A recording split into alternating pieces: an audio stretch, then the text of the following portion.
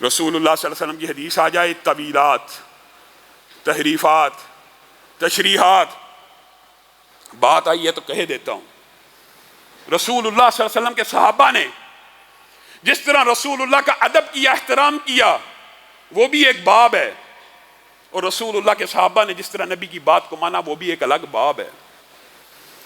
رسول اللہ صلی اللہ علیہ وسلم کا اتنا احترام اور ادب تھا کہ صحابہ نبی کریم کے گھر کے دروازے کو بھی اگر کھٹکاتے تھے نا تو ایسے ہاتھ نہیں تھے مارتے۔ حدیث میں آتا ہے کہ صحابہ اپنے ناخنوں کی پشت کو نبی کریم کے دروازے کے ساتھ ٹچ کیا کرتے تھے، ناخنوں کی پشت کو، کہ کہیں ہمارے نبی کو تکلیف نہ ہو جائے، کہیں ہمارے نبی کو اذیت نہ مل جائے۔ اور ہمارا مزاج کیا ہے؟ رسول اللہ صلی اللہ علیہ وسلم جن آلات کو توڑنے کے لیے آئے، جن سازوں کو، جن باجوں کو، جن ڈھولوں کو، جن کوبوں کو، جن کنینوں کو، جن ستاروں کو توڑنے کے لیے آئے،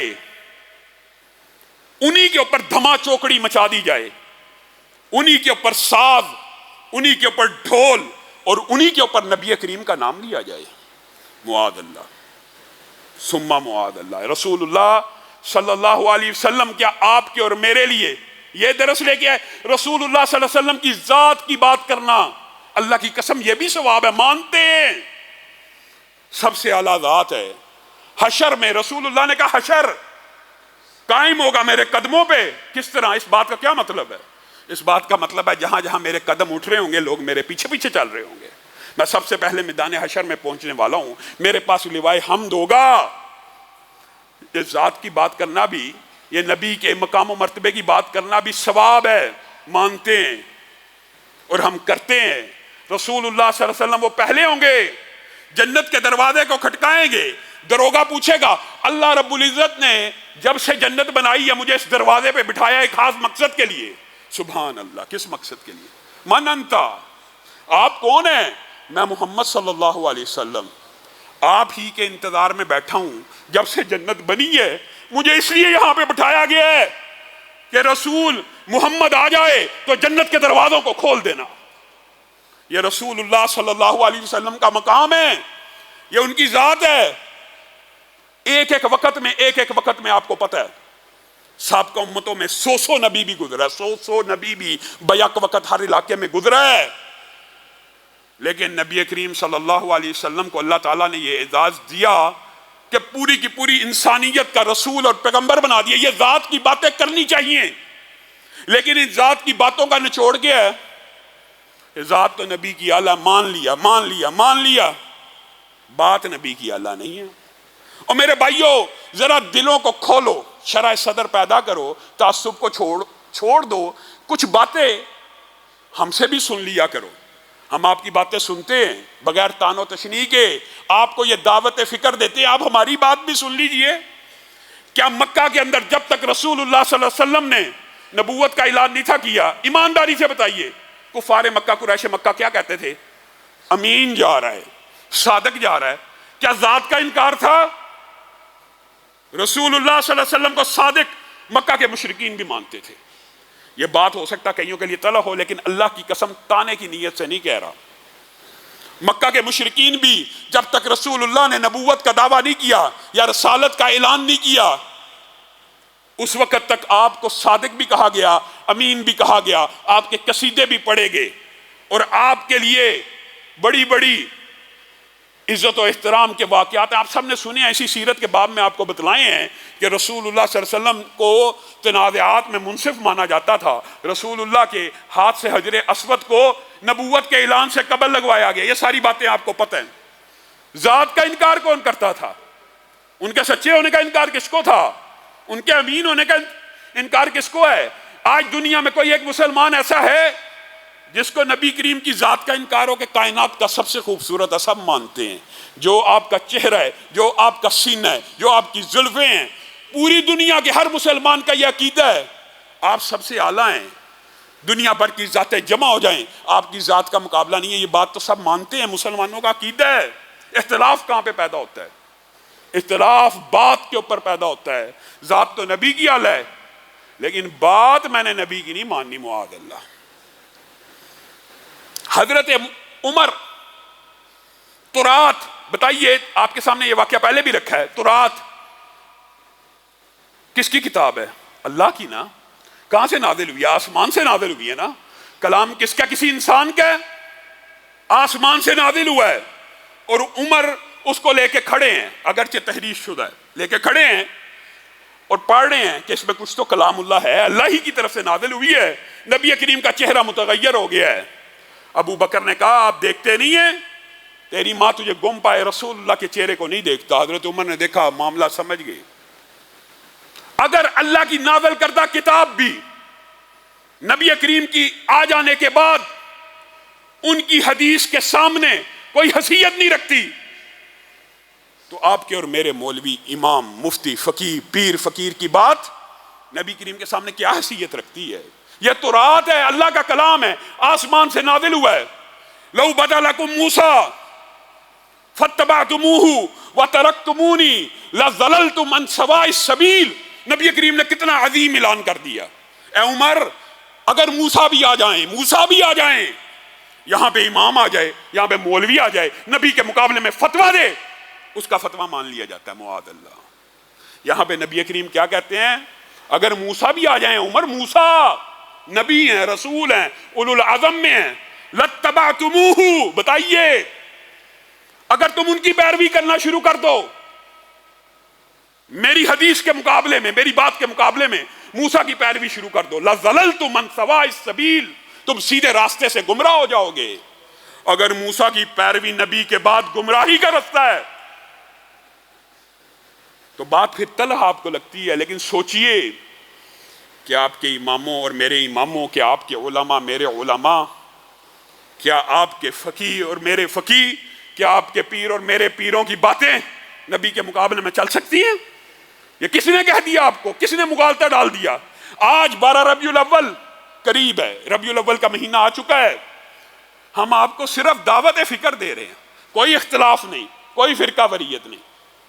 اور اللہ کا شکر ہے، میں اللہ کا بھی شکر ادا کرتا ہوں، اللہ تعالیٰ نے آج سے تقریباً 5-7 سال پہلے میں نے اور برادر اکبر مفتی عدنان کاکا ہیل نے نیو ٹی وی کے اوپر ایک پروگرام کیا، جس کے اندر ہم نے اس بات کو اٹھایا کہ یہ کم علمی کی وجہ تو ہو سکتی ہے، یہ جہالت کی وجہ تو ہو سکتی ہے، اس کے اندر حقیقت میں رسول اللہ کی گستاخی نہیں ہے، لیکن یہ کم علمی ہے، اس وجہ سے انہوں نے شعار بنایا ہوا ہے۔ اللہ کے فضل و کرم سے آج سے 5-7 سال پہلے جو 2-3 نکتے اٹھائے تھے، مجھے خوشی ہوتی ہے ان نکتوں کی تائید بریلویوں کے اندر بڑے بڑے علماء نے کی، مفتی منیب نے کی۔ آج بھی بریلویوں کے بڑے علماء ان نکتوں کے اوپر ہمارے سے متفق ہو گئے، اللہ کا شکر ہے۔ ان میں سے ایک بات کیا تھی، آج وقت آگے سے دہرا رہا ہوں، کتنے دکھ اور افسوس کی بات ہے، اللہ کی قسم آپ نے وہ ویڈیوز دیکھی ہوئی ہیں۔ نبی کریم سے محبت تو ہے، دعویٰ تو ہے، مانتے ہیں، لیکن کم علمی اور جہالت بھی تو ہے نا، کہ نام محمد کو کیک کے اوپر لکھا، کیک کے اوپر نام محمد لکھا ہوا ہے، ویڈیوز موجود ہیں، اپنی طرف سے نہیں کہہ رہا، یہی بات ہم نے کہی تھی کہ کیک کے اوپر نام محمد کو لکھ کر اس کے اوپر چھریوں کو چلاتے ہو، اللہ کی قسم تم ان کے اوپر نہیں، ہمارے دلوں کے اوپر چھریوں کو چلاتے۔ کرتاس کے چہرے پر ایک لفظ لکھا میں نے، اس لفظ کی خوشبو سے کرتاس معطر ہے، اس نام کی کرنوں سے ہر چیز منور ہے، وہ نام مکمل ہے، وہ نام محمد ہے صلی اللہ علیہ وسلم۔ اس نام کو کاٹ دیا جائے گا، اس نام کے اوپر چھری کو چلایا جائے گا، پھر بھی تم کہو گے ہمیں محبت رسول ہے۔ نہیں نہیں میرے بھائیو، غور کرو، اللہ کی قسم یہ محبت نہیں ہے، یہ تمہیں کسی نے دھوکہ دیا ہے، یہ تمہیں کسی نے سیدھے راستے سے ہٹا دیا۔ میں شکریہ ادا کرتا ہوں ان بریلوی علماء کا جنہوں نے ہماری اس بات کی تائید کی اور انہوں نے کہا واقعی انہوں نے درست نشاندہی کی ہے۔ میرے بھائیو، عام فہم بات ہے، عام فہم بات ہے۔ حضرت علی نے نام لکھا تھا، آپ کو یاد ہے، صلح حدیبیہ کے موقع کے اوپر مشہور واقعہ ہے۔ تو رسول اللہ صلی اللہ علیہ وسلم نے جب معاہدے کے اندر کچھ باتیں ہو گئیں تو رسول اللہ نے کہا ٹھیک ہے یار، یہ سہیل کی بات مان لو، نام میرا کاٹ دو۔ اس وقت حضرت علی نے کہا تھا یہ جرت میں تو نہیں کر سکتا، آپ کر سکتے ہیں تو کر لیں۔ حضرت علی نے کہا تھا یہ نام میں نہیں کاٹ سکتا، لیکن آپ ان کا نام لکھ کے اس کے اوپر چھری کو چلا دیں، پھر بھی گستاخ ہم ہیں۔ دوسری بات جو اس پروگرام میں ہم نے رکھی تھی وہ یہ تھی، اور خدا را اس کو تعصب مت سمجھنا، ذرا دل کھول کے ہماری بات سمجھنا۔ آپ کو یہ بات کہی ہے، آپ کے سگے باپ بھی ہوں، آپ کے سگے والد بھی ہوں، کیا آپ ان کی اپنی جوتی کے اوپر ان کا نام لکھ سکتے ہیں؟ بتائیے یہ کس نے آپ کو مغالطہ دے دیا؟ اپنی جوتی بھی ہو، یہ تو نالین کی شبیہ ہے، رسول اللہ کے نالین کی ایک شبیہ بنائی جاتی ہے۔ میں کہتا ہوں اصلی جوتے بھی ہوں، کیا جوتے کے اوپر نام لکھ کر آپ اپنے سگے باپ کا استقبال کر سکتے ہیں کہ باپ کے جوتوں کے اوپر باپ کا نام لکھا، معاذ اللہ ثم معاذ اللہ؟ آپ باپ کو ایئرپورٹ پہ لینے جائیں اور ہاتھ میں جوتے پکڑے ہوں، یہ استقبال ہے؟ پھر بھی گستاخ ہم ہیں۔ نبی کریم صلی اللہ علیہ وسلم کی نالین کی تشبیہ کے اوپر ان کا نام لکھا ہوتا ہے، اپنی طرف سے نہیں کہہ رہا۔ اٹھائیے سوشل میڈیا، کیا نبی کا نام اس لیے ہے کہ معاذ اللہ ثم معاذ اللہ ان کو نالین پہ لکھا جائے؟ ویسے آپ کہتے ہیں کہ بڑی گستاخی ہو رہی ہے جی، یہ گستاخ ہیں؟ کیا یہ عمل گستاخیوں کے نہیں ہیں؟ اور پھر دکھ ہوتا ہے، یہ 5-7 سال پرانی میں آپ کو بات بتا رہا ہوں، اس بات کی بھی تائید بہت سے بریلوی علماء نے کی، لیکن ایک ہمارے بھائی ہیں انہوں نے اس کے دلائل گڑے کہ جی لکھا جا سکتا وغیرہ۔ آپ وہ سننا چاہتے ہیں تو سوشل میڈیا پہ سن لیں، عقل کے اوپر جب پردہ آ جائے تو پھر ایسی باتیں بھی ہو جاتی ہیں۔ یہ نبی، اس کی ذات کا بہت چرچہ ہے، مانتے ہیں، سب مانتے ہیں، کوئی مسلمان اس کا انکار کرتا ہی نہیں ہے۔ انکار کس کا ہوتا ہے؟ بات کا ہوتا ہے۔ انکار صرف نبی کی بات کا ہے معاشرے میں، جس کی ذات اعلیٰ اسی کی بات اعلیٰ۔ اگر نبی کی بات ماننا شروع کر دو، نبی کی کیا بات ہے؟ آئیے، آپ کو دعوت فکر ہے، اس طرح میلاد النبی مناتے ہیں جس طرح رسول اللہ صلی اللہ علیہ وسلم نے منایا۔ آئیے اس بات کے اوپر آئیے۔ رسول اللہ صلی اللہ علیہ وسلم کی زندگی پوری ایک ایک لمحہ کتابوں میں محفوظ ہے۔ رسول اللہ صلی اللہ علیہ وسلم نے اپنا میلاد کیسے منایا آپ کو بھی پتا، ہمیں بھی پتا۔ اس بات کی طرف نہیں آنا اور صبح اٹھنا ہے، نہ فجر پڑھنی ہے نہ ظہر پڑھنی ہے، سارا دن جلوسوں میں رہنا ہے، ڈیک کے اوپر ناچ گانا بھنگڑا کرنا ہے، یہ رسول اللہ سے محبت ہے؟ یہ محبت ہے؟ یہ محبت ہے؟ رسول اللہ نے کہا میں پیر کو پیدا ہوا، میں پیر کو پیدا ہوا، اور میں تشکر کے لیے، یہ تشکر ہے، آئیے معاشرے کے اندر رسول اللہ کی سنت کو زندہ کیجئے۔ میں پیر کو پیدا ہوا اور میں پیر کا روزہ رکھتا ہوں۔ جس کو رسول اللہ سے محبت ہے، ذات سے بھی اور بات سے بھی، اور وہ رسول اللہ کا میلاد منانا چاہتا ہے، اسے چاہیے زندگی کے اندر جتنے ہفتے آئیں ان میں سے جب بھی پیر کا دن آئے اس کو روزہ رکھا کرے۔ آپ محبت کا دعویٰ تو کرتے ہیں لیکن آپ نے روزہ نہیں رکھنا۔ رسول اللہ کہتے ہیں کہ میں پیر کو پیدا ہوا، میں روزہ رکھتا ہوں، آپ اس روزے کے دن کو عید مناتے ہیں۔ عجیب معاملہ ہے، عجیب فلسفہ ہے۔ کسی کو تان و تشنیع کرنا مقصود نہیں، اور دلیل کیا ہے؟ آپ نے دلیل دی۔ اللہ کی قسم اتحاد امت کا دائی اور چاہتا ہوں مشترکات میں امت ایک ہو جائے، لیکن آپ دلیل دیتے ہیں تو اس کا جواب بھی سن لیجئے۔ یہ ہمارے پاس دلیل ہے میلاد النبی منانے کی، ایک اور بھی کیا دلیل ہے؟ ابو لہب جب دنیا سے چلا گیا تھا، ایک بندے کو خواب آئی تھی، ابو لہب اس سے ملا تھا، اور ابو لہب نے کہا تھا پیر کے دن مجھے میرے ہاتھوں پہ پانی پلایا جاتا ہے اس لیے کہ میں نے اس ہاتھ کے اشارے سے جس دن نبی کریم پیدا ہوئے تھے اپنی لونڈی کو آزاد کیا تھا۔ یہ دلیل ہے، یہ دلیل آپ پیش کرتے ہیں۔ پہلی بات، کس بندے نے خواب دیکھا؟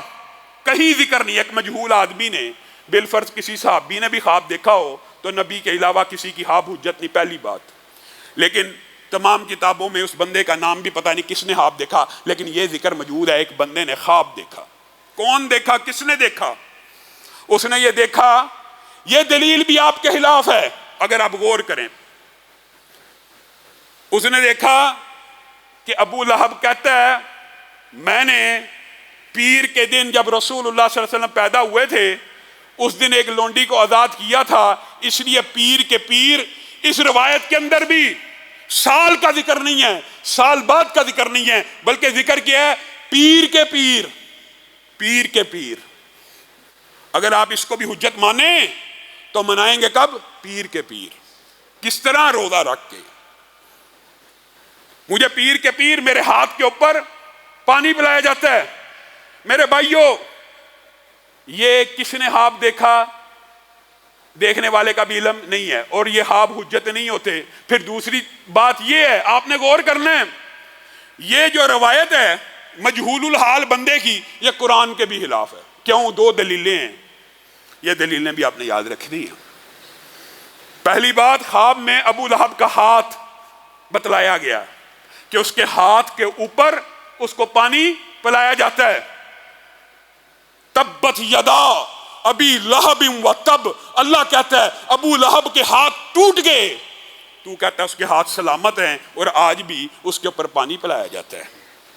دوسری دلیل وہ بھی قرآن پاک کی آیت ہے، اور اسی سے اگلی آیت ہے۔ لونڈی جو ہوتی ہے، لونڈی وہ بندے کا مال ہوتا ہے کہ نہیں؟ مال ہوتا ہے نا، مال و اسباب ہوتا ہے نا لونڈی۔ اس کو آزاد کیا جاتا ہے، اس کو خریدا جاتا ہے، اس کو بیچا جاتا ہے، مال ہے نا۔ اگر بندہ مر جائے وراثت میں تقسیم ہوتی ہے نا۔ آپ کہتے ہیں اس لونڈی کو آزاد کرنے کا فائدہ ابو لہب کے مال نے اس کو پہنچا دیا۔ اللہ کہتا ہے ما اغنا عنہ مالہ وما کسب، ابو لہب کو اس کے مال نے کوئی فائدہ نہیں پہنچایا، تو کہتا ہے فائدہ پہنچایا۔ اللہ کہتا ہے کوئی فائدہ نہیں پہنچایا، تو کہتا ہے فائدہ پہنچایا۔ اللہ تو کہہ رہا ہے کوئی فائدہ نہیں پہنچایا، اللہ تو کہہ رہا ہے اس کے ہاتھ ٹوٹ گئے۔ میرے بھائیوں، آئیے تعصب کے بغیر جس نے آج کے بعد میلاد النبی کا اہتمام کرنا ہے، وہ اپنی زندگی کے اندر، اسلام میں ہفتہ روزے کا کنسپٹ ہے، پیر کا ہے، ہمیں اقرار ہے، سالگرہ کا کنسپٹ نہیں ہے۔ کیوں؟ کیونکہ سالگرہ کو عیسائی وہ پہلا مذہب تھا جنہوں نے اپنے نبی کی پیدائش کو عید قرار دیا۔ اسلام اس سے مختلف ہے، اور اگر اسلام میں یہ گنجائش موجود ہوتی تو کیا رسول اللہ آپ کو مجھے بتلائے بغیر چلے جاتے؟ رسول اللہ آپ کو مجھے بتلا کے گئے ہیں کہ میں پیر کو پیدا ہوا، میں پیر کو روزہ رکھتا ہوں۔ اللہ رب العزت جو کہا گیا، جو سنا گیا، اس کو سمجھنے کی توفیق عنایت فرمائے۔